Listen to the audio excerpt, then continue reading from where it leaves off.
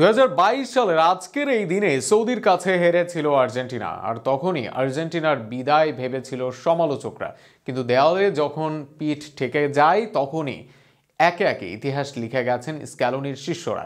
Group পর্বে Mexico, Poland আর শেষ 16তে Australia, কোয়ার্টারে নেদারল্যান্ডস আর সেমিফাইনালে আর্জেন্টিনার কাছে হারে ক্রোয়েশিয়া। মেসিরা ইতিহাস গড়ে ঠিকই বিশ্বকাপ ঘরে তুলেছিল 2022 সালে। কান্নার নোনা জল থেকে চোখে খুশির অশ্রু, সেই গল্প আরও একবার শুনুন শরীফুল ইসলামের প্রতিবেদনে।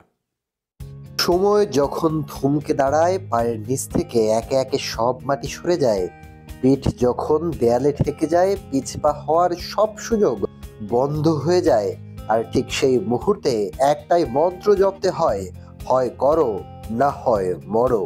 2019 সালের কোপা আমেরিকার পর থেকে প্রায় 4 বছরে একটি ম্যাচও হারেনি আর্জেন্টিনা।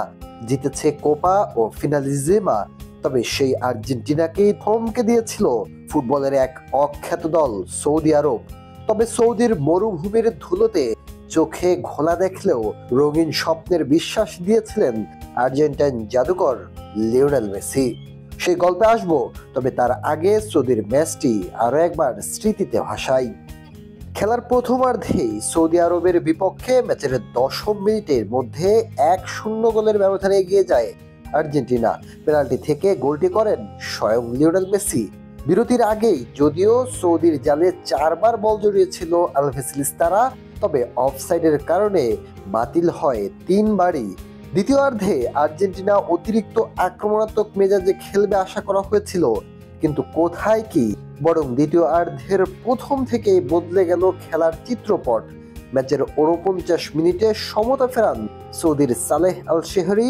ম্যাচে এটা ছিল সৌদি আরবের প্রথম শট অন টার্গেট, এবং তারা এক এক করে আর্জেন্টিনাকে চাপে ফেলে।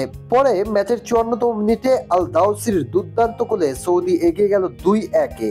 সালেম আল দাউসির পাস নিয়ে দুটি ড্রিবল করেন এবং গোলরক্ষককে কাটিয়ে গোল করে সৌদি আরবকে 2-1 ব্যবধানে এগিয়ে দেন।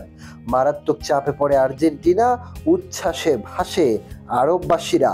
শেষমেশ সেই উচ্ছ্বাস বহাল থাকে সৌদি আরবের, আর চারদিকে রই রই হই হই কাণ্ড ঘটে যায়। এই বুঝি আর্জেন্টিনার বিদায়ের বাঁশি বেজে যায়। তবে কিসের কি বিদায়?